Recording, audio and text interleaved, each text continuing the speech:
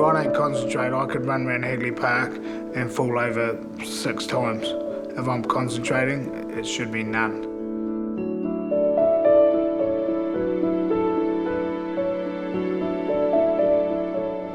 It's amazing what your body gets used to as well. I think other people would look at the gait of you walking or running and think that it affects your body more than it does, but it's amazing what you can get used to. When Gary Endacott was born with cerebral palsy 46 years ago, his parents were told he would never walk. That advice never reached Gary. At 30, he ran the New York Marathon. Then he climbed Mt Kilimanjaro.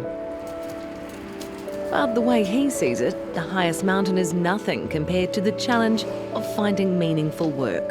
As good as my relationship's gone, as good as my family's always been, having a job at the level that I believed I deserved and was capable of doing has been the biggest single factor for improving my quality of life. The work side of things and the lack of understanding around work is the thing that was, closer to pushing me over the edge than any other part of my life, for sure. Gary. Gary has a unique job. Now, have you got a moment?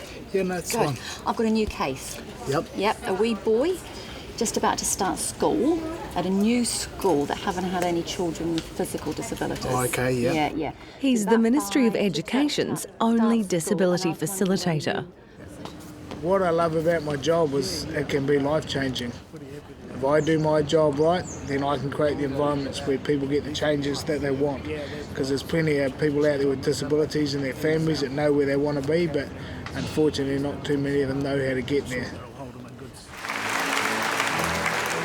Gary was voted the People's Choice winner at the Attitude Awards in 2013. I put checkbooks in cardboard boxes for 10 years. Had the same disability, same family, and same attitude. And all of a sudden somebody come along, Murray Roberts, who give me a chance. So, yeah, thanks very much. Accolades and recognition are a long way from where he started out. Gary grew up in Christchurch, a child with cerebral palsy who attracted attention. I should be able to walk down the street and the way that I walk, and it shouldn't be a problem to anyone. But I can tell you, it certainly is. People imitate your walking, people call your names. It's something you never completely get used to, but I'm not going to go and blow my good job and my reputation on somebody that probably deserves to be slapped when you just can't do it.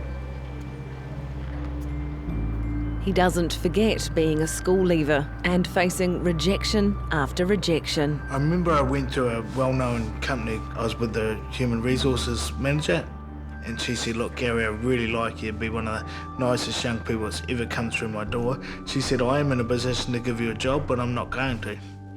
And I looked at her and I said, "Oh, thanks for your honesty, but why?" And she said, "I cannot see you actually getting moved up the ladder like other people would." And she said, "You're in a unique position that you're going to have to go into a better job,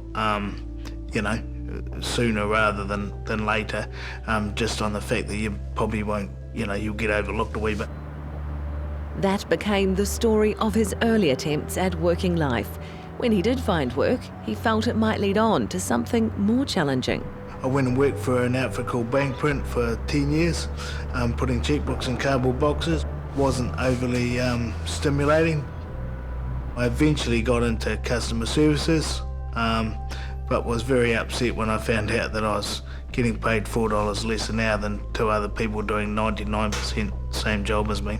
So it took voluntary redundancy. Hi, Gary. Good morning, mate. How are you? Pretty good, thanks. We're going to Friday. Okay, sounds good, thanks. Gary got his chance of meaningful employment through a government scheme. The mainstream scheme gave Gary the leg up he needed. Now, as the only disability facilitator in the country, he works with disabled school children and their families. He's really great to work with. And yes, he does tell it as it is, and I think that's how he gets his point of view across. I've seen him work with other students in the past, and they really like that approach. He can have the fun with them, but he certainly tells them that, okay, well, you need to be doing this to improve whatever it happens to be, whether it's their muscles or their attitude or their independence. Protect your nose, see, I got ya. Gary grew up in the thick of a physically active family. He's one of 4 boys. You right? Good day. His father is Frank Endacott, a legend in rugby league circles. Let's put the new fence up to keep you petted. You paid that guy to put the fence up. Yeah. Both Frank and his wife Joan were determined Gary would not be left on the sidelines. A group of doctors at the hospital told us that he would never walk in his life. He'd be in a wheelchair for his whole life. And we went home that night, and Joan and myself discussed it, and you know, we didn't really want to believe that. So Joan came up with a plan that she would teach him to walk. And she did that, to her credit, over about a 3-year period, where she started off putting clothes pegs on the kitchen floor and helping Gary lift his legs over the clothes pegs. And after a while, he started walking, which was unbelievable. He didn't think he was any different to anyone else. He had his disability, and he'd have to learn to live with that, and people would accept him for what he had, but we didn't give him any special favours because he had a disability. I mean, Yeah, true. Yeah, he was brought up the same as the other lads. If he fell over, he had to get himself up. Yeah, we didn't pick him up, did we? It might sound cruel, but it was a fact of life. We wanted to pick him up, but he had to get up himself, and it done him good. I mean, you see what he's done today, and it all worked out. The new fence put up today? Yeah, brand new fence. Keep your dog in? I think I probably got in some fairly good habits reasonably early. I had a really staunch mother that, you know, didn't give me too much multi-choice. It's like, we're doing this and I want you to do this, you know. She just told me how it was going to be, and fortunately for me, I was a good listener as well. Which one's Sammy Lemmy? Sammy Lemmy's. The ugly one. We actually went along the week before school started. The teacher at the time said, now we've decided that, you know, Gary's allowed to come to our local school. And Mum said, that's funny, we decided that over a year ago, because this is where his brothers are. That was all right, blah, blah, blah. Anyway, everything was going along pretty smooth. And at the last minute, the teacher said, now there's one criteria I have for having Gary in my class. She said, he needs to use these, they were like carpenter's pencils. They brought out this big bowl of big fat builders-like pencils and said to me that, you know, that Gary would have to use those at school. Mum goes, oh no, I don't think he needs those. And she said, well, if he wants to come into my class, he's got to print with these. I broke them in half and I said, no, he's not using those, he's using a normal pencil. Like everyone else. Like everyone else. And she snapped them, passed them back to the teacher and said, when you prove to me that my son needs different pencils, that's when he'll use them. Until then, he'll use the same pencils as the other kids. And I thought to myself, gee, I've got to go and sit in front of this lady on Monday. Mum, thanks for that. But yeah, it set the tone, and we had very little problems at primary school after that. 40 years later, Gary is back in the playgrounds and classrooms as a ministry advisor, something even his parents couldn't have imagined. Today, his interest is in 13-year-old Brodie Cross. Brodie's a young fella who's going through a transition phase because the step from intermediate to high school was a big one.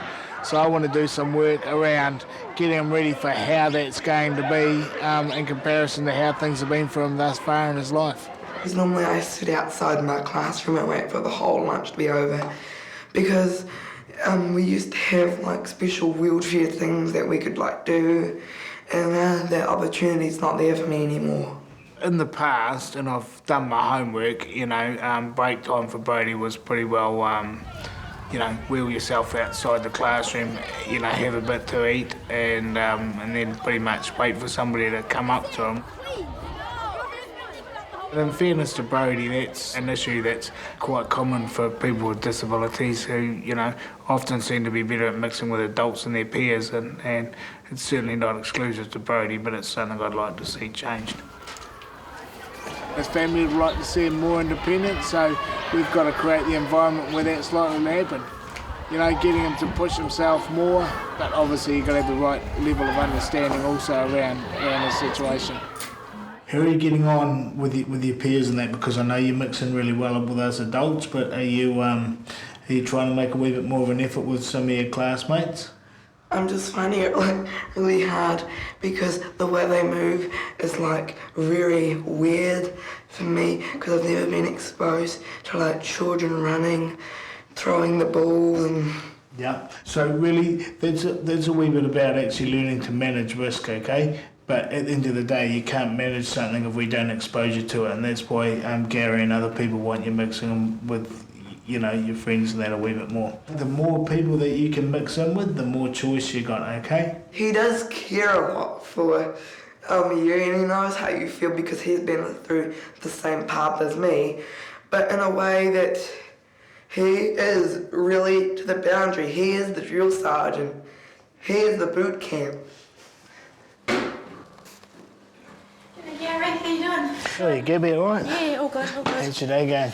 Oh, man, that usual Fridays. Good, yeah? Oh, yeah, usual Fridays. And Yeah. how's my lad Brodie been? Yeah, slowly, very slowly working on what we need to be doing. Obviously the transition into high school is going to be a big thing for him, and it's a big step anyway. Irrespective of how well he plays his part, it's going to be hard. We probably just don't want it to be harder than it needs to be. They don't seem to be pushing him around the school quite so much, which is really nice. And when we do see it, we say stop. The teachers on duty are being said, no, he can do it himself. But he's still sitting outside my classroom far too long. 25 minutes he was out there on Friday and wouldn't socialise with the children that were there. We just need to just keep chipping away. There will be times where, you know, with any change that it might go down too well, but eventually, you know, Brodie will see the benefits of it the more he actually does it, and, you know, and we'll go on from there. Yeah. All right, I'll look forward to seeing you next week, and I'll certainly have a wee think about it. He's been in the situation and he actually knows that it can be done. So get out there and do it, basically, give it a go. And I know Brodie, he's changed because Gary's told it as it is, so he's actually given it a go. Gary brings the same expectations to his own two sons. We couldn't decide if it was your car or not, and we were like, go and meet, and they were like, oh, we'll go and see if it's his car. I get a huge amount of enjoyment out of watching my own kids do things, you know. My kids have done some things sporting-wise that I probably should have done if I'd been born with a different situation. One of the jokes in the family is most of the boys have scored more tries in one game than I've scored in my career, you know, but when you have your young fella say, well, you know, I scored 3 tries today and you know, they're good individual efforts, and they turn around and they say, well, I'm doing it for you, or, you know, it's pretty good.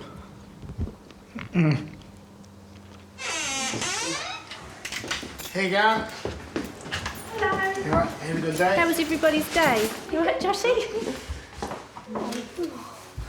Gary has never been one to miss an opportunity.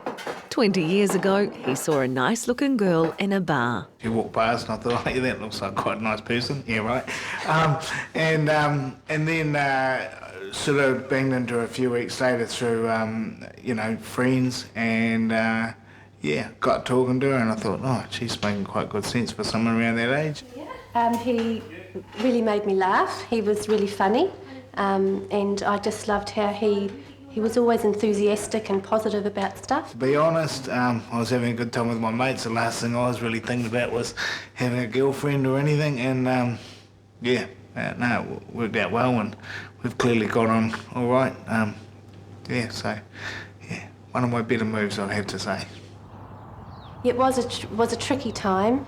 My family weren't really a fan of Gary, and it to a point where in the end I kind of had to make a decision what I wanted, and I mean I'd fallen in love with him, so it was the way that I went and chose have a life with Gary, and unfortunately it did sacrifice the life of my own family, which today is still the case.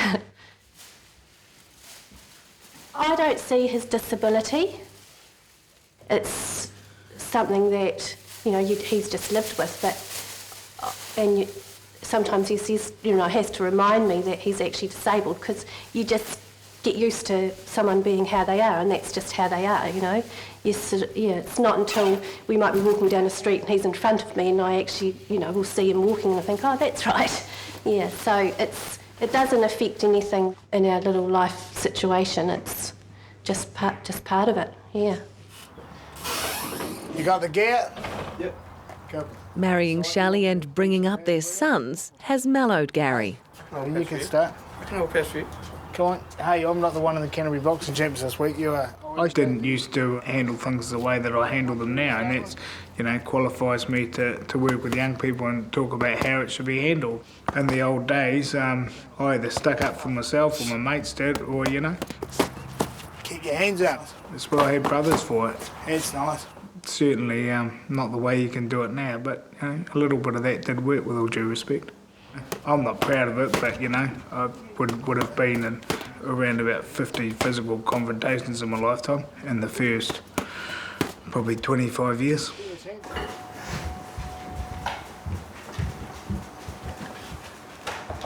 Yeah, Joshy. Thank you very much, Mum. You're welcome, darling. That's very nice. I do a lot of work with families. It can be quite hard at times, because families, you know, often get mixed up with what's morally fair as opposed to what's doable.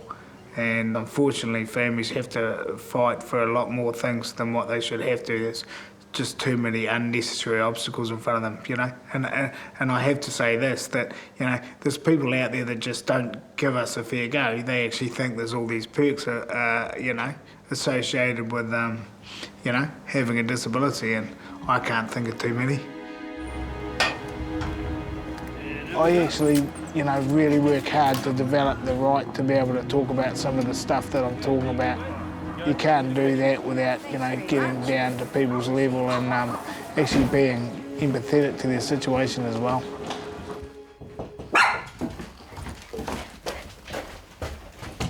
Hello. Karen, how are you? I'm good, yourself? Yeah, well, good. It's a bad day out there, is it? You do have to talk about some hard things at times.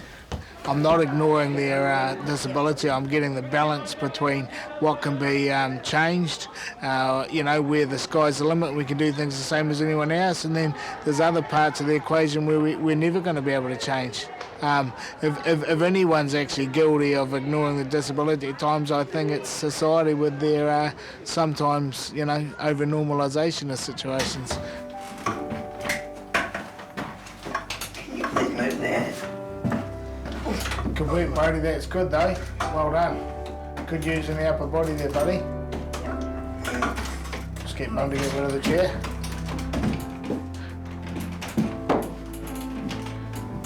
Good stuff, mate. That's it. Get your feet in the right position before you move it. Well done. I'm always saying, Gary, to stand up like a soldier. Yep. Oh yeah, no, that's fine. Standing up. It's really important that you concentrate. All right. Now you know where you're going. Yes. That's it. Well, you look towards your game, but just remember, always get your feet out in front first, then pulling them behind after that, see if you can get onto a bit of a rhythm. So how often do you do this, Brody? I mainly do it with my carer, Heather, who is sick at the moment, and I don't really do it often at school. Okay. Do you think it's something you could do on your own? Not really, just in case like I fall or something. Oh well, we might have to talk about that down the track, because I think that's something we could probably have a wee change on. It's it. Pick it up. It's really difficult. Mate, I'm not asking you to find it easy. I'm just asking you to try. That's all I'm asking. All right? Yes. That's so much better than the way before, mate. You're funny. Oh, mate, I'm not going to win a beauty contest. I've got to be funny. Let's go. Pick that head up. You're not looking for coins you dropped.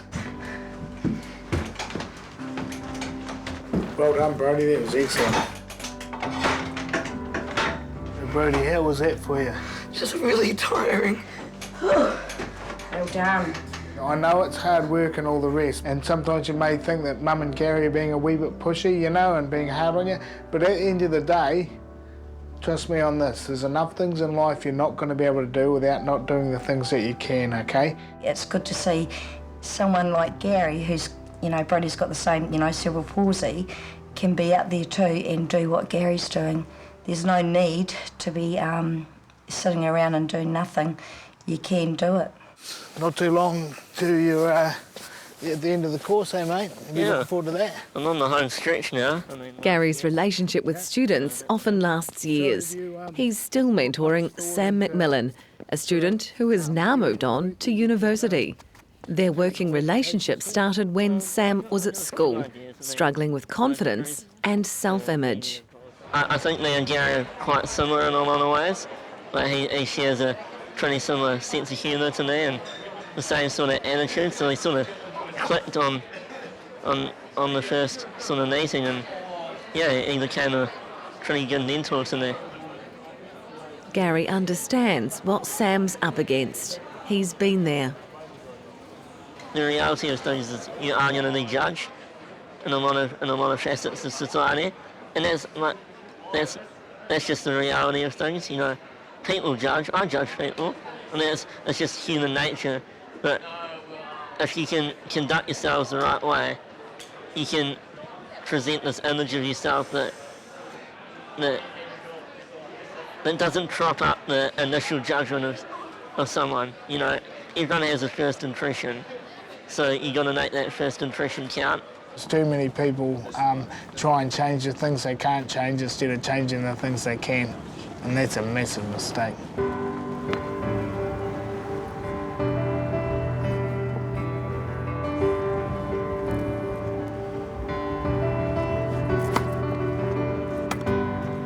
Gary loves proving himself on the sports field. The 4 New York marathons.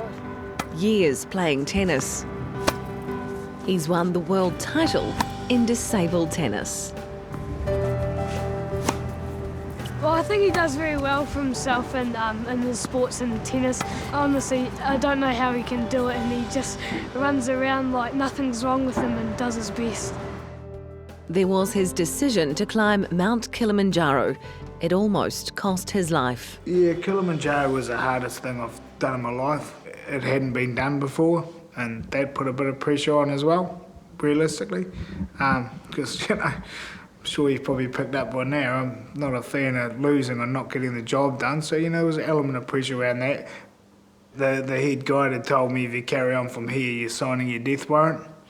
And I said to him, are you allowed to leave me up here? And he goes, no. And I said, good, that means I'm running the show and we're going to carry on. And I'd pretty much seized up, so I'd get up, wobble around more than I am today, fall over, get up again. And, then I got to the stage where just, lack of oxygen and stuff, tighten the muscles up. So pretty well crawled to the top. He's done things you'd never believe. I mean, it's mind-boggling, to be quite honest, to see where he started off as a young fella who we had to get an operation as a young kid to try and stretch his tendons to see if that would help, and we've been through a lot to try and to help him, but he's helped himself all this time.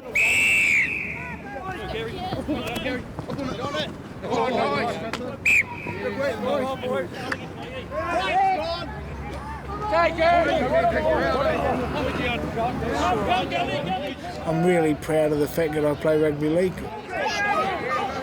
When I run out on the field, I'm really in the zone. I'm there to do it to them before they do it to me, so to speak. And I love the physicality of rugby league. If I can be part of a team, then that's better than doing something on your own. Lining up every Saturday against able-bodied people when you've got a significant disability has its challenges. Come on! Clearly speed is a factor at times, but I try and beat some of that by having a good brain and thinking a bit ahead of other people. But certainly the balance factor is the biggest issue. Every now and then I'll get my balance right, and if somebody runs into me, I'm sure they think I've just run into a brick wall, besides the fact that I'll probably fall over straight afterwards. But got very tight muscle tone, and that's quite handy when you're playing league.